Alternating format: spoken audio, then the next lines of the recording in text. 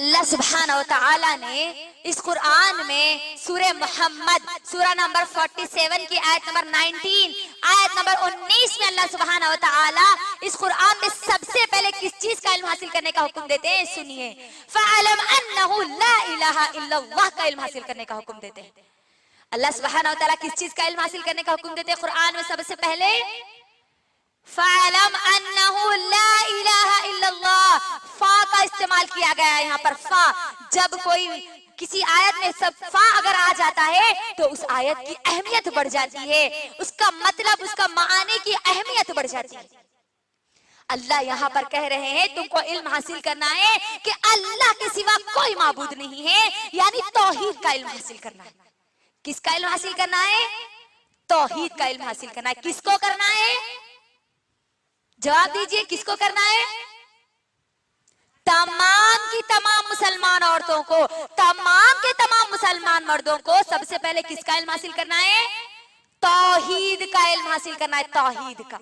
लेकिन इल्म हासिल करने की जब बात आ जाए, वो भी तौहीद की इल्म, तो हमारी मुसलमान औरतों के अंदर एक घसा पिटा जुमला दिमागों में आ गया कि वो इल्म हासिल करना है वो शादी से पहले ही, शादी के बाद तौहीद का इल्म हासिल करना, कुरान के बारे में इल्म हासिल करना, मदरसे को जाना, आलिम बनना, हाफिज बनना, ये सिर्फ वो शादीशुदा जो लड़कियां नहीं है ना, उनका काम है।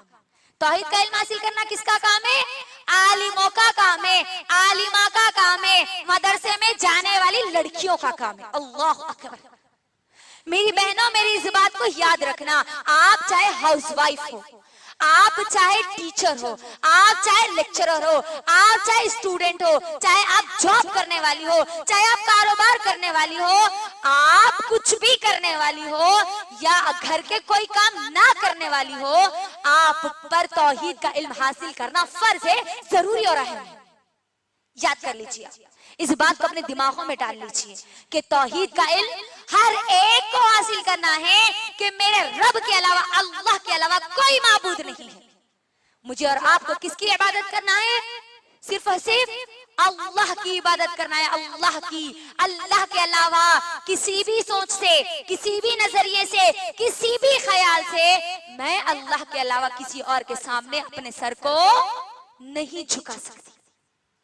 आज तौहीद का इल्म नहीं हासिल करने की वजह से आज हमारी मुसलमान माँ और बहनों के अकीदे बिगड़ते जा रहे हैं, शिर्क जैसे बड़े गुनाह में वो मुलव्विस होती जा रही, इल्म हासिल नहीं करने की वजह से, तौहीद का इल्म नहीं हासिल करने की वजह से। मेरी बहनों, गौर कीजिए और मुझे जवाब दीजिए कि हमको आज तौहीद का कितना इल्म है? अल्लाह की वहदानियत के बारे में आज हम क्या जानती है? क्या जानती है जब अल्लाह के बारे में? क्या तारुफ जानती है हम अल्लाह के बारे में? मैं नहीं समझती कि हम जितना इल्म हमारे बावर्ची खाने का रखते हैं या हम खुद का अपने बारे में रखते हैं, उसमें से 5% भी, 5% भी हम अल्लाह के बारे में नहीं जानते। आज अल्लाह की तौहीद, अल्लाह की वहदानियत के बारे में हमको नहीं मालूम। देख लीजिए, अपने आप से खुद से सवाल कीजिए, वो रब के पास जो जिसके पास मुझे लौट के जाना है, उसकी वहदानियत के बारे में मुझे इल्म नहीं है। तौहीद रुबूबियत क्या है, तौहीद उलूहियत क्या है, तौहीद अस्मा और सिफात क्या है, आज हमको नहीं मालूम। और हम अपने आप को मुसलमान कहती है, मुसलमान।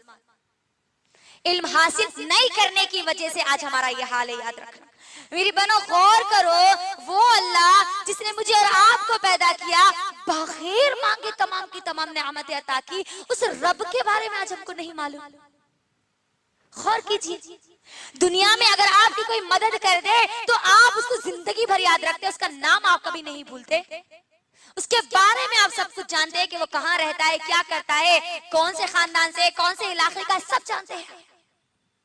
क्या कभी ये ख्याल अल्लाह के लिए भी आया कि मुझे और आपको तौहीद का इल्म हासिल करना है, उस रब का इल्म हासिल करना है जिसने मुझे इतनी सारी नेमतें अता की, बगैर मांगे, अल्लाहु अकबर, बगैर मांगे अल्लाह ने इतनी सारी नेमतें दी।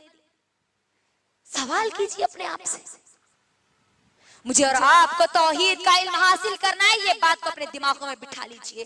अल्लाह की वहदानियत का इल्म मुझे और आपको हासिल करना है कि मुझे और आपको सिर्फ और सिर्फ मेरे रब के सामने झुकना है, इबादत सिर्फ रब की करनी है, दुआ मेरे रब से करना है, ये सजदा ये सर भी सिवाय रब के और किसी के सामने झुकाना नहीं।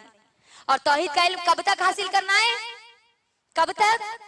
शादी से पहले तक जी, मौत तक याद करना है।